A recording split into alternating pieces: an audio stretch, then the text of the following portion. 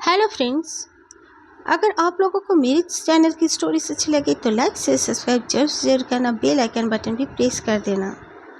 मेरा नाम जूली है। मैं अपने मॉम डैड की एक स्टोरी आप लोगों के साथ शेयर करना चाहती हूँ। एक बार की बात है, मेरे मॉम डैड तब नए नए शादी होकर आए थे। वो अलग रहने लगे थे और मेरी मॉम रोज़ संडे के दिन चर्च जाया करती थी। उनके घर से चर्च जो था काफ़ी दूर में था। वो बड़ी चर्च थी, इसलिए माँ वहीं पे जाना पसंद करती थी।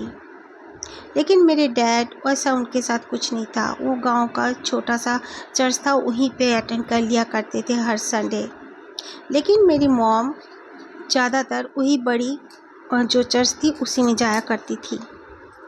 एक बार जब वो लौट रही थी तब दोपहर का ओवर हो चुका था।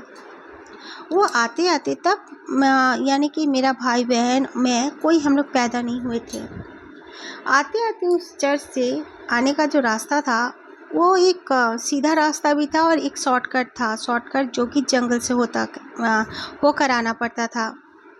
मेरी मॉम अपनी स्कूटी से आ रही थी तो अचानक मेरी मॉम को पीछे से कोई बुलाता है और उसका जो रास्ता है वो काफ़ी पतला था, कच्चे मिट्टी का। बारिश के मौसम में आना बहुत मुश्किल होता था, इसलिए हर कोई बारिश के मौसम में उस रास्ते को अवॉइड किया करते थे। उस समय ठंड का मौसम था। मॉम आराम से अपना आ रही थी तो पीछे से किसी ने मेरे मॉम को बुलाया। मेरा मॉम का नाम था टेसी।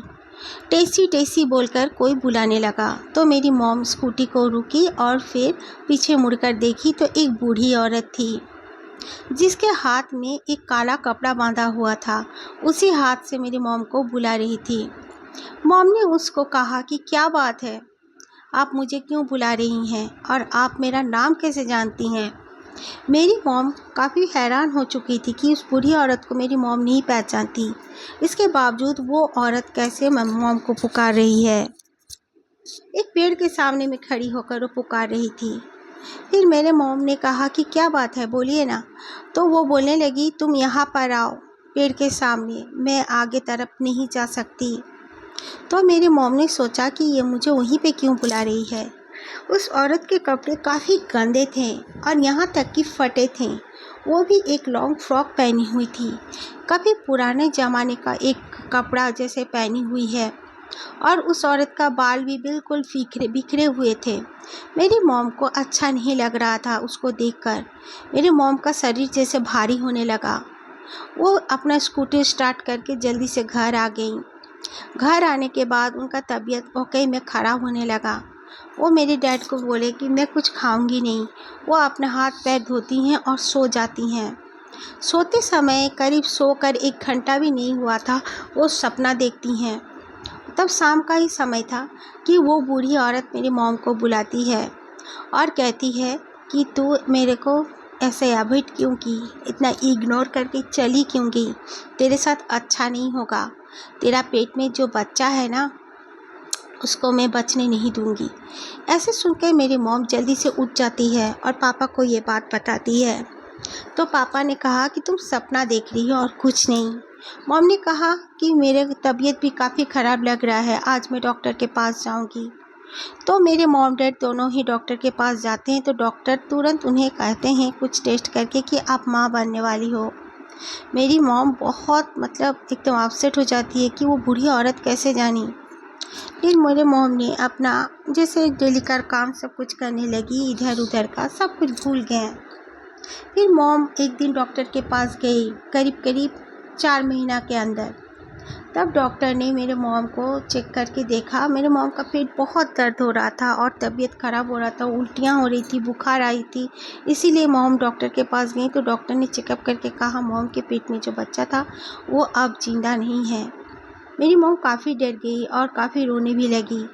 ऐसे करके मेरे मॉम का 3 बच्चा प्रीमेच्योरली नहीं बोलने से चलेगा, वो बच्चा पेट में ही मरा हुआ 3 बच्चे निकले। मेरी मॉम काफ़ी दुखी हो गई, ज़िंदगी से तंग आ चुकी थी। फिर एक दिन वो अपने मायके गई हुई थी, उनके माँ से सब शेयर की।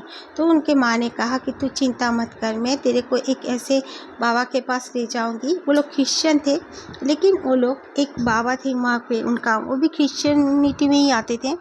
वो थे जो कि हर किसी को वो टैरो कार्ड वगैरह कुछ पढ़ाई करते थे और उनको कुछ तंत्र मंत्र भी वगैरह उनका रिचुअल आता था।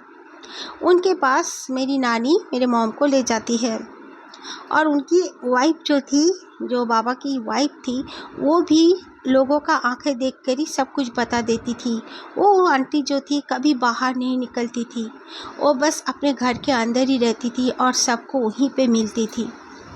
वो लेडीज़ आती है और मेरे मॉम की ओर देखकर कहती है, तू जिसका इग्नोर की थी वो एक चुड़ैल थी, वो उसी पेड़ में रहती है।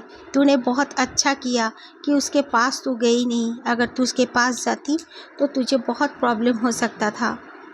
तो मेरी मॉम बोली, तो अब क्या करूँ, ऐसे ऐसे हो रहा है।